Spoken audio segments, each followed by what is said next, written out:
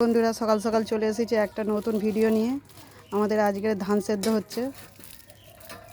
এক হাঁড়ি নামিয়ে দিয়েছে, ফের আর এক হাঁড়ি জল দিয়ে বসে দিয়েছে, এক্ষুনি ধান দেবে। দু পাকা উনুন, জোড়া উনুন। মা সবসময় ধান সেদ্ধ শুকনোই করে। গতকালে ধান ঝেড়ে রেখেছিল গোলা থেকে। কাল বৃহস্পতিবার, পরশুদিন ভাবানো হবে, তারপর শুকনো হবে। শুক্রবারে সিদ্ধ হবে, তারপর শুকনো হবে।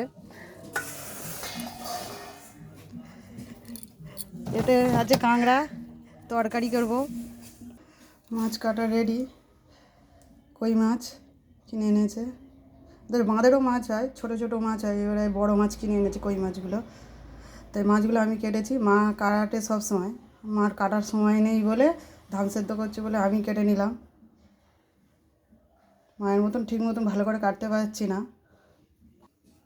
মেয়ে সকালবেলায় চলে গিয়েছে স্কুলে, তার জন্যে লুচি করেছিলাম আর ছোলার তরকারি করেছিলাম। এবার রান্না শুরু করব, উনুনেই করব। মাছে মশলা মাখানো রেডি হয়েছে, এবার কড়াই তেল দিয়ে ছাড়বো। ছাড়ছি। একদিকে মুঠি নিয়ে বসে আছি সবজি কাটার জন্য। কড়া গরম হতে হতে একটা তরকারি সবজি আমার কাটা হয়ে গেছে। এগুলো ফুলকপি, আলু, টমেটো কেটে নিয়েছি, মশলা বাটবো সিলেতে। মাছ ভাজা রেডি হয়ে গেছে। এদিকে কড়াইতে তেল দিয়ে ফুলকপিটা ভেজে নেবো। একদিকে ভাত হচ্ছে। দুশো টাকা উনুনের একটাই সুবিধা, তাড়াতাড়ি হয়ে যাবে। একদিকে ভাত হবে আর একদিকে তরকারি, দুটো তিনটে তরকারিও হয়ে যাবে।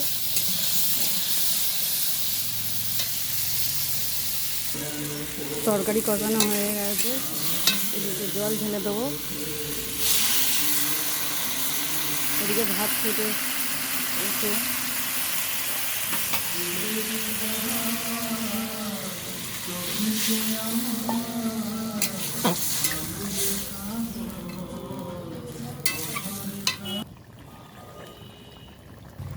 তরকারিটা হয়ে এসেছে। এবার মাছ দিয়ে আমি তরকারি নামিয়ে নেবো।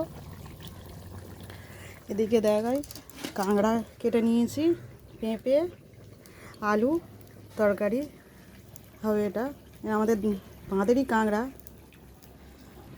ছোটোবেলায় আমার মেয়ে হচ্ছে কাঁকড়া খেতে খুব ভালোবাসতো। কাঁকড়ার দাঁড়া দিয়ে তার ভাত খাওয়া হয়ে যেত। তরকারিটা নামিয়ে নিয়ে পেঁপের তরকারিটা বসিয়ে দেবো। কাটা কমপ্লিট হয়েছে, রান্না কমপ্লিট। এই হলো পেঁপে, আলু, কাঁকড়াতে তরকারি। এই হলো ফুলকপি মাছের তরকারি। আজ এই